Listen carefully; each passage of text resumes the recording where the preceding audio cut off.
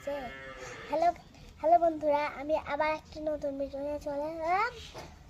এই ভিডিওটা দেখুন, দেখেছি। এখন আপনাদেরকে দেখাবো পুতুলের কাপড়। আগে এইটা দেখাই, তারপর ড্রেস।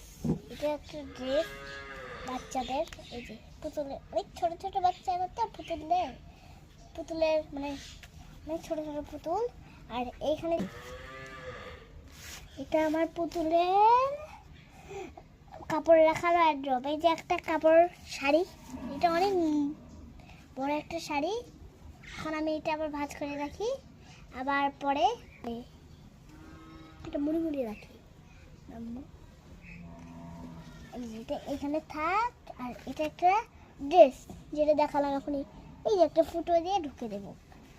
এখন আর একটা জিনিস দেখাবো।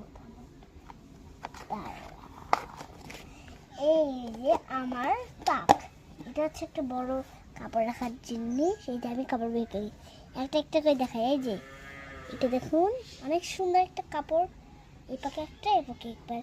এই যে এই পাকে পরবে, এইভাবে দিয়ে ঢুকে পরে নিলাম। আর এইটা হচ্ছে একটা বড়, এইটা হচ্ছে সবার চেয়ে বড়, এটা সবার ছোট। এখনই আবার গোছানোটা শুরু করি। এটা রাখি, ঢুকে দিয়ে এবার বন্ধ করে দিই। এবার কত দেখানো হবে না এগুলো পুতুলদের শাড়ি। এই যে এইটা, আর এই যে লাল শাড়ি, যেগুলো আমি পুতুলদেরকে পরাবো। এখনই পরাবো না, এই যে শাড়ি ভাঁজ করে রেখে দিই। আপনারা দেখতে অন্য জিনিস দেখাবো। এটা ঢুকে আমার এইটা কাপড় আয়রন করা মেশিন পুতুলের। আর এটা হচ্ছে কাপড় ধোয়ার ওয়াশিং মেশিন। এই যে থাকে না বড় বড়, এই যে এখন আমি চলে যাই পুতুলের ঘর। এখানে বেডে ঘুমাবে। আর ওই দেখো লম্বা লম্বা, আর এটা হচ্ছে কোল বালিশ এটা, আর এটা হচ্ছে ঘুমানোর যে মাথায় দেওয়া বালিশ। আর এটা হচ্ছে রুম। দেখি বাইরের জায়গাটা, এই যে এইভাবে খোলাও যায় এটা। আবার